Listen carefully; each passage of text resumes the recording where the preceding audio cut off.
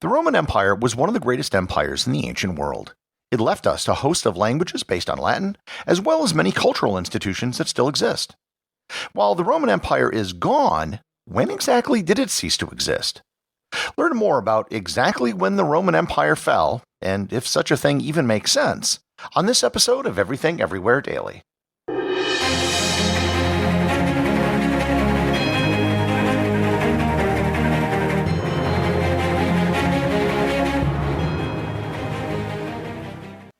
This episode is sponsored by Kachava. Hey everyone, I wanted to tell you about Kachava, my all-in-one daily super blend. If you're worried that you aren't getting all the nutrients you need or struggling to stay on top of your health, then listen up because Kachava has you covered. Kachava puts everything in your body in one glass, so you can have it all. All the superfoods, all the vitamins, all the omegas, all the adaptogens, all the greens, all the protein, all the benefits. For your gut, your skin, your hair, your brain, your muscles, your heart, everything. No more compromise, no more guilt, and no other nutrition shake does all of this. They traveled to the ends of the earth to source everything and then crushed it up. Kachava is a powder. You take 2 scoops of it and just add water and blend it up, and it tastes incredible. They have 5 delicious flavors: vanilla, coconut acai, chai, matcha, and my favorite, chocolate. I can drink 1 glass of Kachava a day, and it'll keep me full for hours. Trying to manage all the supplements and ingredients you should be taking can be overwhelming and expensive. But now, Kachava makes clean, organic, superfood nutrition accessible to everyone. So, you gotta try Kachava for yourself. Kachava is offering 10% off for a limited time. Go to kachava.com/everywhere, spelled Kachava, and get 10% off your first order. That's kachava.com/everywhere. The idea of the, quote, fall of the Roman Empire was popularized by the British historian Edward Gibbon when, in the late 18th century, he published his popular 6-volume book titled The History of the Decline of the Fall of the Roman Empire. The book is a seminal work that begins the story of the decline of the empire with the Emperor Commodus, the son of Emperor Marcus Aurelius, who was famously portrayed in the movie Gladiator. Gibbon outlines many different causes of the decline of the empire, and there have been many other scholars over the last 250 years who have proffered their own theories as to why the empire eventually fell. These reasons include everything from the rise of Christianity to lead poisoning. The purpose of this episode isn't to go through the reasons why Rome eventually fell. These reasons include everything from the rise of Christianity to lead poisoning. The purpose of this episode isn't to go through the reasons why Rome eventually fell. That is a much larger topic that would command its own episode, and a subject that could probably be enough for a multi-hour series on the topic. Instead, I want to focus on a much simpler question. When did the Roman Empire fall? If you type that literal question into Google, it will return an exact date. The date, which I will get to in a bit, is usually the date that's given in most textbooks and history courses. The problem is that the fall of Rome isn't that cut and dry. There are some empires in history that did end quite abruptly. For example, Nazi Germany had a definitive end. Hitler died on April 30th, 1945, and then on May 7th, the German government officially surrendered unconditionally, and Nazi Germany was no more. On December 25th, 1991, the Soviet Union officially ceased to exist. It was legally dissolved, and on that date, the Soviet hammer and sickle was lowered over the Kremlin, and the Russian tricolor was raised. And that was that. In both cases, the lead-up to the fall was a process that took years, but the end itself was a very definitive point in time. The collapse of Rome was not like that. If there were newspapers back then, at no time would there have been a headline that read, "Roman Empire Falls." Actually, there may have been one date, but I'll get to that in a bit as well. The fall of the Roman Empire was more like the fall of the British Empire. The British once had a vast empire that they directly controlled. Over time, bits and pieces began to splinter and change. Some colonies, as in the Americas, had a revolution and became totally independent. Others were granted dominion status before becoming independent. Some became independent but kept the British monarch as the head of their state. Today, Britain still has a bunch of tiny islands all over the world, and there are still over a dozen countries that have King Charles as their head of state. It's hard to put a finger on when Britain stopped being an empire, or if it ever even did. It's a lot like defining what a heap of sand is. If you see a heap of sand, you know what that is, but if you start taking away grains of sand, at what point does it cease being a heap? With that, I want to go over some of the dates which have been proposed for when the Roman Empire ended. And the first date that I would propose is January 17th, 395. The Roman Empire was split into two by the Emperor Diocletian, and then it was merged again under Constantine, and then it was split again. The final split between East and West took place in 395 with the death of Emperor Theodosius I. After Theodosius, there was no longer a single Roman Empire. There were now Roman empires, plural. Everyone who lived in either the East or the West considered themselves Roman and believed that they lived in the Roman Empire. So no one then would have thought that the empire had fallen, even though in hindsight we can see that the empire had passed a significant turning point. The next date that I would propose would be 455. This was the year that the Vandals sacked Rome. The administrative capital of the Western Empire had moved to the city of Ravenna 50 years earlier, but Rome was still the birthplace and heart of the empire. The Visigoths had previously sacked Rome in 410, but the 455 sack was considered much worse. They knocked down all of the aqueducts going into the city and stole many of the cultural treasures inside. The damage was so great that the modern term vandalism comes from the Vandals' sack of Rome. The sack of Rome showed that Rome was no longer the great military power that it once was. Such a thing was inconceivable several centuries earlier. Now, Rome was no longer a great empire, but rather just one player among many in Europe. The next date is the one that's most commonly given for the fall of the empire, September 4th, 476. That was the date that the last Western Roman emperor, the 11-year-old Romulus Augustulus, was deposed. By 476, there really wasn't much of a Western empire left. It consisted mostly of the Italian peninsula and land on the other side of the Adriatic Sea in what is today Croatia. Romulus Augustulus was deposed by the Germanic king Odoacer. Odoacer did not take the title of emperor for himself. He considered himself to be the king of Italy.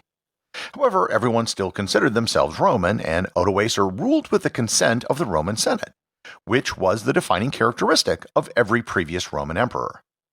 Odoacer even collected the imperial regalia and sent it to the Eastern emperor in Constantinople, which was a move that acknowledged that he ruled under the authority of the Roman emperor. People in the empire had gotten used to some guy overthrowing some other guy to become emperor. Odoacer overthrowing Romulus Augustulus really wasn't any different than what had happened before, save for the fact that Odoacer was German.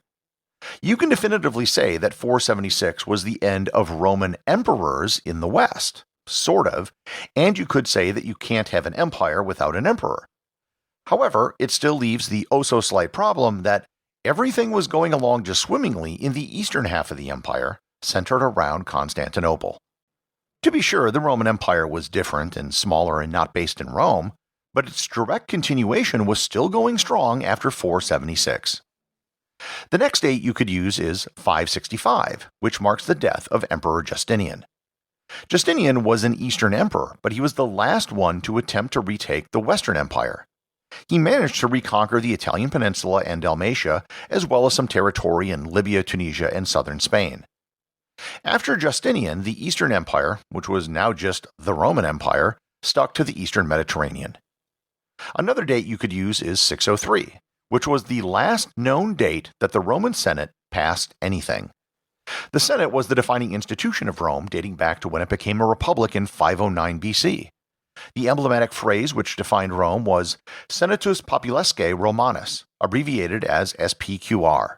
And SPQR is still on the manhole covers in Rome today. The next low point was probably 636 with the Roman defeat at the Battle of Yarmouk. I've previously done an entire episode on the Battle of Yarmouk, but it was basically the battle that established the Islamic Caliphate as the power in the Middle East. After this, the Romans, which history calls the Byzantines, were confined mostly around Constantinople in what is today Turkey, Greece, and the Balkans. For the next 800 years, the Roman Empire kept shrinking and becoming more and more insignificant. Islam expanded, as did powers in the West. The next big date, which is certainly the biggest date on this list, is May 29th, 1453, the day Constantinople fell to the Ottoman Empire. I mentioned before that there might have been a day where the newspaper headlines would have actually read Roman Empire Falls, and this was that day. Again, I did an entire episode on the subject, but this was the date when whatever flame the Roman Empire had burning was extinguished. The last Roman emperor with some sort of direct link back to Augustus had died, and the capital established by Constantine had been sacked. While this might have extinguished the flame of Rome, believe it or not, there were still a few burning embers after Constantinople fell. Even though Constantinople was gone, there were still parts of the empire that hadn't yet come under Ottoman control. These rump states had all the same Roman lineage as the Greater Byzantine Empire. If the fall of Constantinople was putting out the last flame, these were the small glowing sparks. The Empire of Trebizond was a small state located along the coast of the Black Sea in what is today northern Turkey and the Crimean Peninsula. The emperors of Trebizond, after the fall of Constantinople, claimed that they were now the heirs of the Roman emperors. Trebizond didn't last very long and was conquered by the Ottomans in 1461. Trebizond itself also had a successor state, the Principality of Theodoro, located on the Crimean Peninsula's southern shore, and they were conquered by the Ottomans in 1475. The very last of the Byzantine successor states, the Despotate of Epirus, located on the western coast of Greece and Albania, was conquered in 1479. With the final embers of the Eastern Roman Empire extinguished, you'd think that we might be done. However, we are not. If you remember back to my episode on the Holy Roman Empire, they claimed the mantle of the Western Roman Empire. This was also confirmed by the Pope who crowned Emperor Charlemagne and who also controlled the city of Rome. If you accept the Holy Roman Empire as the successor to the Roman Empire, then the end of the Roman Empire was in 1806. But wait, there's even more.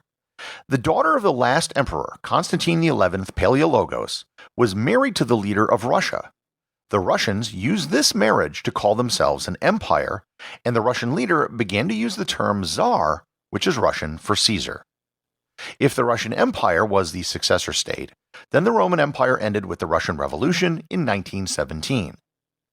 However, the Ottomans claimed the mantle of Rome by right of conquest, and if you accept that the Ottomans are the successors of the Roman Empire, then the Roman Empire ended in 1922.